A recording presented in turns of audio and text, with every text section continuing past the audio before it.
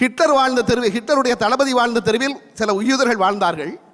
அவர் தினமும் வேலைக்கு செல்கின்ற பொழுது ஒருவர் அவர் அந்த வீட்டை கிராஸ் பண்ண உடனே குட் மார்னிங் தளபதி என்று கேப்டன் என்று சொல்வாராம். குட் மார்னிங் கேப்டன் என்று சொல்வாராம்.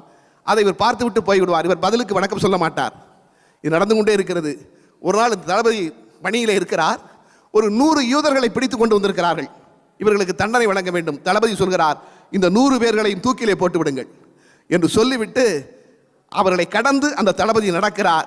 அப்பொழுது குட் மார்னிங் தளபதி என்று குரல் கேட்கிறது, குட் மார்னிங் கேப்டன் என்று குரல் கேட்கிறது. திரும்பி பார்க்கிறார். தனக்கு திறந்தோறும் ஒரு மனிதர் குட் மார்னிங் சொன்னார் அல்லவா, அவரையும் அங்கே பிடித்து கொண்டு வந்திருக்கிறார்கள். தளபதி இவரை பார்த்து விட்டு இவரை மட்டும் விட்டுவிட்டு மற்ற எல்லோரையும் தூக்கிலே போட்டு விடுங்கள் என்று சொன்னார். ஒரு சாதாரண குட் மார்னிங், ஒரு சாதாரண குட் மார்னிங் உயிரை காக்கிறது. அதைத்தான் சொல்கிறார். ஆக நாம் எதையும் எதிர்பார்த்து செய்ய வேண்டிய அவசியம் அல்ல. அது